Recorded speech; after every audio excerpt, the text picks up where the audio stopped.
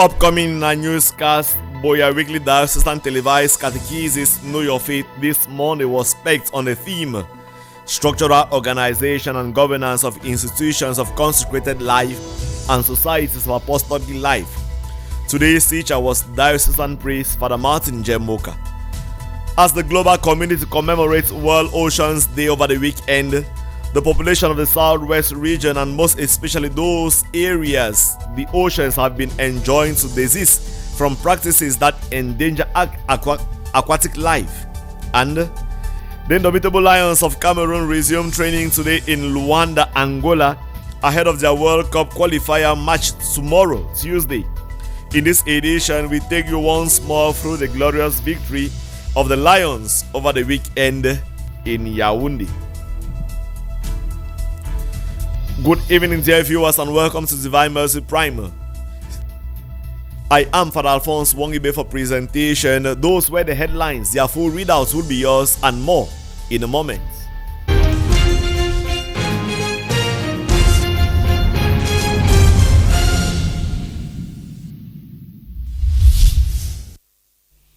In the weekly catechesis this day, representing the Bishop of the Diocese of Boya, Father Martin J. Moka, enunciated on the structures and the governance of societies of apostolic life as well as Institute of Consecrated Life. More on this with Father Roderick Yangsi.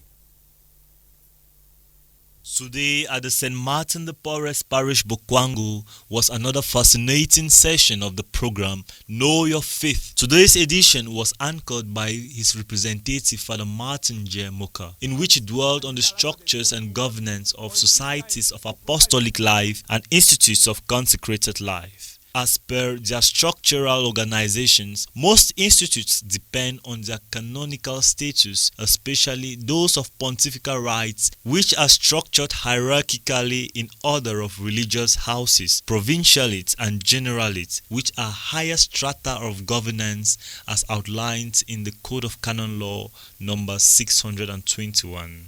So we are saying that most institutes, depending on their canonical status, now exists, especially of the apostolic rights or of the diocesan right. And these institutes are structured in the hierarchical order. This is how the gradation unfolds. We have, at the basic level, we have religious houses, then ascent to what we call the province or the provincialate, and then we have the generalate at the general level. So we begin with the base, religious houses, we have the provincialate and the generalate. As per the governance of societies of apostolic life and institutes of consecrated life, the representative of the prelate, Father Martin J., explained the concept of rightful autonomy in accordance with the norms of the Code of Canon Law 686, paragraph 1 and 2. He explained two things. Firstly, all institutes, whether pontifical or diocesan, enjoy a rightful autonomy in matters of internal governance. And secondly, that this autonomy is strictly limited to matters of internal governance. All institutes, whether pontifical or diocesan institutes, enjoy a rightful autonomy in matters of internal governance, as found in Canon 586 of the Code of Canon Law. When it comes to internal independence, there is internal autonomy with regard to matters of governance concerning institutes of consecrated life and society of apostolic life, which means that even if that society is founded by the Holy See, by the Pope or the Bishop, when it comes to the internal governance, there is rightful autonomy, because we either have a local superior, a provincial superior, or a general superior who is in charge first and foremost for the activities of that society of apostolic life or institute of consecrated life, and who channels everything now to the appropriate quarters. This teaching was thought-provoking and doubt-clearing, as it was greatly received by the attendees, who outwardly with profound sentiments expressed their satisfaction. Lesson of today, a doubt that I was carried has been clarified. There are some of these Catholic schools around, like Enriqueta, that is run by a particular religious body, the Sisters of St. Anne. So is this body that pays their salaries? Is this body that pays like their social contributions and taxes? Because when I was still working, we had this difficulty of recovering from such bodies. We used to take their debts to the diocese. Meanwhile, their debts are supposed to be paid by the religious bodies themselves. He emphasized a lot on the functions of the consecrated life. Now, we have 4 of them: the religious houses, we have the provincialate, the generalate, and he talked about autonomy and governance. So, from his explanations today, it has made us to understand that the religious life, especially the consecrated ones, are very organized, extremely very organized. And to be a member of a consecrated life, most of the times it comes from the papal see, and they have constitutions and governance that keeps them together and abiding. So you cannot just get out anytime and think that you can come out with a congregation. It doesn't work like that. The church does not function in that direction. It was delightful to see a delightful atmosphere as all attendees left with delightful faces, all hoping to be part of the next session come next Monday. The Holy Father Pope Francis has called for peace and aid and emergency aid in Gaza, while thanking the King of the Jordan in prelude to an international humanitarian aid conference for Palestinians. This was during a Sunday Angelus at the St. Peter's Square. Joseph Otop has details in this story. In the coming days, Jordan will host an international conference focusing on the humanitarian emergency in Gaza. In this light, the Holy Father Pope Francis, during the Sunday Angelus, has called on the attention to the summit convened by the King of Jordan, the President of Egypt, and the Secretary General of the United Nations, thanking them for this important initiative. He strongly encouraged the international community to act urgently and use all means possible to assist the people of Gaza exhausted by the war. He appealed that humanitarian aid quickly reach those in need and that no one should prevent it from arriving. In Jordan, there will be an international conference on the humanitarian situation in Gaza, convened by the King of Jordan, the President of Egypt, and the Secretary General of the United Nations. While I thank them for this important initiative, I encourage the international community to act urgently with all means to help the war-exhausted population of Gaza. Humanitarian aid must be allowed to reach those in need, and no one can prevent it. Therefore, I encourage the ongoing negotiations between the parties, even if they are not easy, and I hope that the peace proposals for a ceasefire on all fronts and for the release of the hostages will be immediately accepted for the good of the Palestinians and the Israelis. Imploring the gift of peace, the Holy Father recalled that 8 June 2024 marked the 10th anniversary of the innovation of peace that took place in the Vatican, attended by the late Israeli President Shimon Peres and Palestinian President Abu Mazen, when he hinged on the point, joining hands is possible, and that it takes courage to make peace for more courage than to wage war. La pace, infatti, non si la fa soltanto sugli accordi di carta o sui tavoli dei compromessi umani e politici.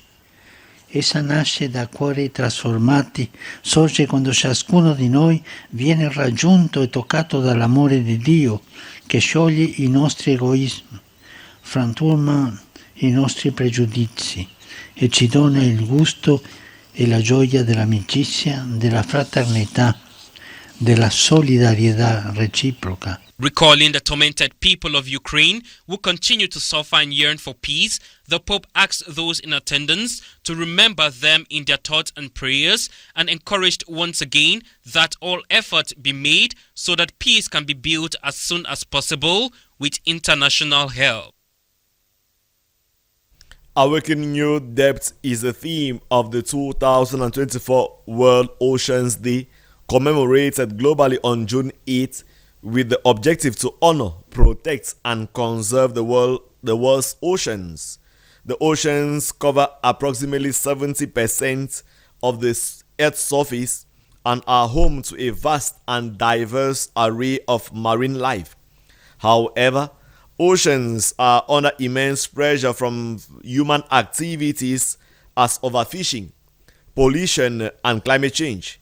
Our reporter, Summer Eileen, caught up with an environmental scientist who expatiates on the need for each and sundry to get involved in sustainable acts in order to protect the ocean. Take a listen. The concept of World Ocean Day was first proposed in 1992 at the Earth Summit in Rio de Janeiro, Brazil. The day serves as a reminder of the ocean's vital role in the planet's ecosystem. Epe Nuela is an environmental scientist. Saturday, 8 June, World Ocean Day, on the theme Catalyzing Action for Our Ocean and Climate. The theme is very captivating and possessive, that the ocean and our climate is ours and we need to take care of it. So the Ocean Day is very important because the United Nations did not just establish it behind the scene to stay behind the scene. They established it so that we can move forward to take care of our ocean because it is affecting our climate. According to the environmental scientists, human activities constitute a great detriment to the health of the ocean and the environment. As a result of human activities that we carry out, the ocean affects our climate.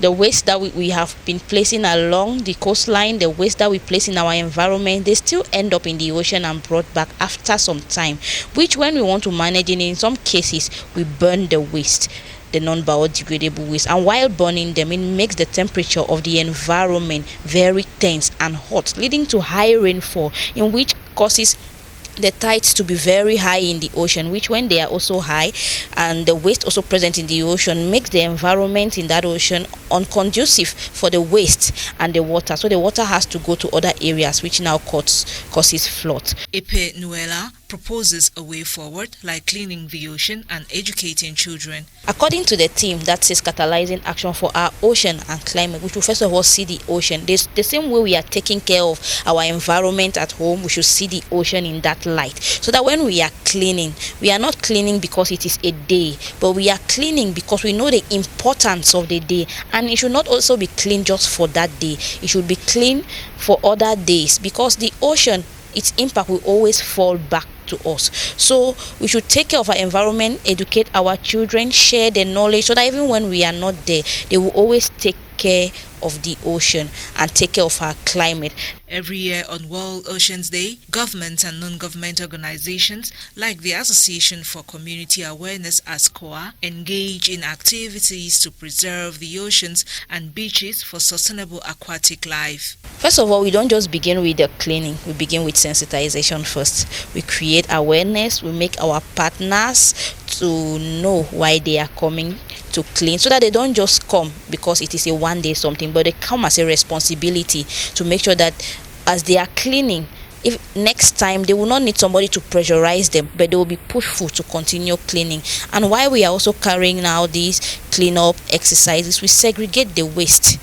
As we are segregating the waste, plastic, we have straws, nylon bags and other things, so that as we are creating the report, we know the waste causing the highest level of pollution, so that as we submit these things to the policy makers, their production can be reduced, and then they can also focus in doing some level of recycling rather than producing more, which ends up as waste along the coastline. It is therefore imperative for all to protect and preserve the ocean, home to microorganisms and macroscopic plants and animals such as fish that inhabit water bodies. This will be keeping in line with the Sustainable Development Goal 14 of the UN and meeting its objectives for life below water by 2030. The indomitable Lions of Cameroon arrived Angola late Sunday evening, June 9, 2024, in prelude to their game on Tuesday, June 11, 2024, at Estadio 11, November for their fourth match for the FIFA World Cup qualifiers against Angola. The Lions are returning from a 4-1 lead over Cape Verde at the Amadou Ahidjo Stadium. John Philip Wanla takes us back to the high moments of last Wednesday victory in Yaoundé. His report. Mark Breeze's team arrived to Luanda late Sunday evening in Angola following some squabbles at the Simalen airport in Yaoundé that delayed the flight scheduled to take off at 4 p.m. which finally took off at 7 p.m. That notwithstanding, Mark Breeze and his boys kept their heads up and stayed focused on the task ahead of them even in the challenging circumstances. They are expected to play against Angola on Tuesday the 11th of June at Estadio 11 de Novembro. The Indomitable Lions are coming from a 4-1 victory over Cabo Verde on Saturday the 8th of June at the Amadou Ahidjo Stadium that saw the centre-back Michael Ngajo mark his return to the team, converting Nicolas Ngamalu's corner to a goal at the 13th minute of play. Later, a cross from the right-hand wing to the waiting legs of Abubakar, who pushed it into the net from a close range, gave the Lions a 2-goal lead. Jamiro Monteiro pulled back a goal as he arrived a ball before the Lions goalkeeper Andre Onana, but a charge on Gamalo a few minutes later at the 18-meter box earned the Lions a penalty that Abubakar converted to a goal to maintain a 3-goal lead. Later at the 54th minute, a cross at the opponent's box headed by Ngado was connected by Nuhun Tolo, scoring his first ever international goal for the Lions in a 4-1 lead. Some football fans expressed a return to confidence in the Lions and their new boss, Mark Breeze. I can actually say that this is the first and the most beautiful match that I have seen after a very long time. And I actually appreciate the selections and the presentation of Mark Breeze. In fact, it is a great match and it has brought a lot of joy in the Cameroonians. Whatsoever thing that is happening between the Ministry of Sports and Physical Education and FECAFOOT, I believe that the joy that comes, the ministry has won. Final message that I have for the Indomitable Lions is to keep the spirit. We are Cameroonians, we have the fighting spirit, and we believe that we should keep everything behind us and look forward for a better future. I want to appreciate the Cameroon national team coach because they have called the best. Now I'm proud of Cameroon national team because when we are playing, I'm sure even if my president is not there, I know that we'll win the match because we have one of the best team now. For after 20 years, I think this is the best team that we have. Cameroon hopes to maintain her lead in Group D as they look to an appearance at the World Cup for the 9th time, having qualified than any other African nation. It was a Black Sunday for the Cameroon film industry as veteran actor and producer ex-Birocall students and biomedical scientist Otiasu Vitalis journeyed to the world beyond. According to sources, he died yesterday, Sunday, June 9, 2024, at the BMAC District Hospital in Yaoundé. The cause of his death is yet to be known. Vitalis Otia was born and raised in Tole, Southwest region, and got into acting after heeding to a plea from friends to join them on a film project, Facing Destiny, a 17-episode TV series produced by CRTV in 2006. He has featured in about 50 movies and popular series, which include Fourth Generation, Bad Angel, Broken, amongst others. Otiasu Vitalis also received numerous award nominations and recognition for his several works. He is a founder and president of the Red Feather Award, with the 8th edition expected this year, and Pioneer Cameroon Film Industry Board chair. We shall bring to you this story in our subsequent editions. May his soul rest in perfect peace. Amen.